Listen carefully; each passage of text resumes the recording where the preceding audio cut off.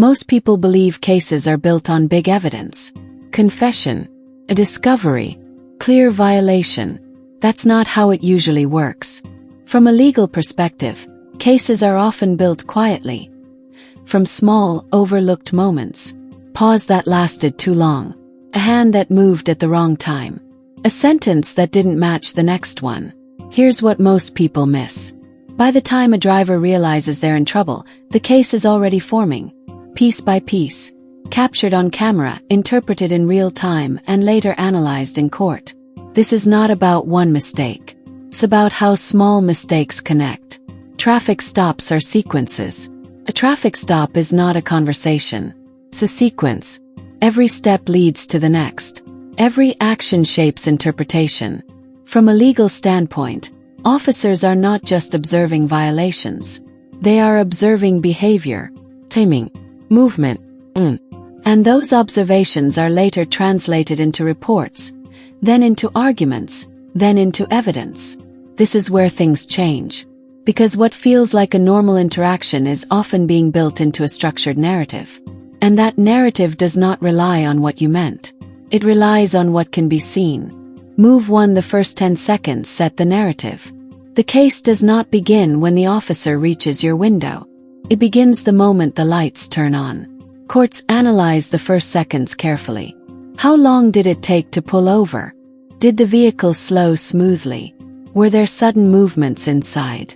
From a legal perspective, this establishes initial perception. Officers are trained to assess risk immediately, not based on guilt but based on behavior. Body cam and dash cam review often focus on this phase. If a driver brakes abruptly, swerves slightly, or delays stopping without clear reason, those actions may later be described as uncertain, evasive, or delayed compliance. Now consider a different scenario. A driver signals early, slows gradually, stops in a visible, safe location. That behavior is documented differently. Same stop, different narrative. Timing matters.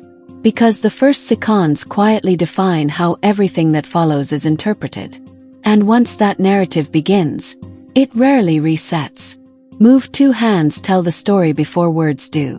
Here's what most people miss. Hands are more important than words. From an officer's perspective, hands represent control or the lack of it. During body cam review, courts analyze hand visibility closely. Were the hands visible? Did they disappear briefly?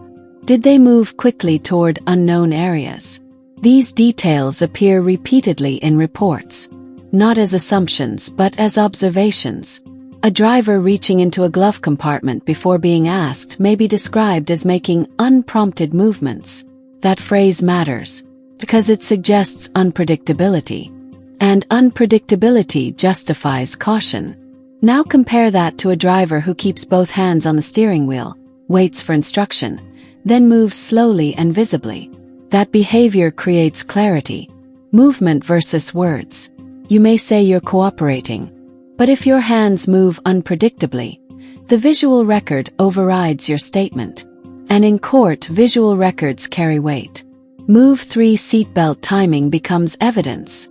This detail is rarely discussed, but it appears often in case analysis. The seatbelt, the sound of it releasing, that single click, becomes a timestamp. Courts use it to measure response. If a driver unbuckles immediately after being stopped, it may be interpreted as anticipation or urgency. If the driver waits too long after being instructed to exit, it may be framed as hesitation. This is where things change. Because timing is not judged emotionally. It is judged comparatively. How long did it take? What happened before and after? In one case I reviewed, the timing of the seatbelt release was used to argue that the driver delayed compliance. Not because of what was said, but because of when the action occurred. Small moment. Significant impact. Move 4. Talking too much creates structure for the case. Most drivers believe speaking helps them. From a legal perspective, it often does the opposite. When stress increases, people explain. They fill silence. They justify. And in doing so, they create multiple statements. Courts analyze consistency. If one statement suggests uncertainty, and another suggests confidence, that inconsistency becomes relevant. Even small contradictions matter. Maybe I was going a little fast. I don't think I was speeding. 2 sentences, 2 different positions. Now documented. This is how a case builds. Not from one statement, but from multiple statements that don't align perfectly. Movement versus words applies here as well. Following instructions clearly demonstrates cooperation. Explaining unnecessarily creates variables. And variables become points of analysis. Move 5. Silence and delay are not the same. Silence feels safe. But in legal review, silence is measured. Courts distinguish between intentional silence and delayed response. If an officer gives a command, and there is a long pause before any movement occurs, that pause becomes part of the record. It is often described as delay. And delay can be interpreted as hesitation or resistance. This is where timing matters again. A brief pause followed by clear movement reads as controlled response. Prolonged pause without movement creates ambiguity. And ambiguity often works against the driver. In body cam transcripts, these pauses are visible. Seconds are counted, not subjectively but objectively.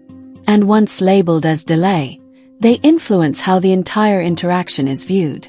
Move 6. Tone of voice shapes the narrative. Tone is rarely discussed, but it is heavily analyzed. Body cam microphones capture sound with precision, not emotion sound patterns. Courts listen for pacing, volume, cadence. A steady, controlled tone is interpreted as cooperation. A faster, overlapping, or clipped tone may be interpreted as agitation, even if the words are polite. This is important, because tone affects perception, and perception affects reporting. In reports, phrases like argumentative tone or elevated voice can appear. Once written, those descriptions influence how the case is evaluated, not because they prove guilt but because they shape context. Move 7. Detention versus arrest changes the rules. Most drivers assume control begins at arrest. It often begins earlier. During a traffic stop, you are in what courts define as investigative detention. This is a limited form of control. Officers are allowed to direct movement, positioning, and certain actions for safety and investigation. Here's what most people miss. The legal threshold is lower than arrest. That means more authority, with fewer formal protections. This is where small mistakes matter more. Because during detention, officers are building observations that may later justify probable cause. Probable cause does not appear instantly. Develops, piece by piece. And those pieces often come from behavior. Move 8. The reasonable officer standard.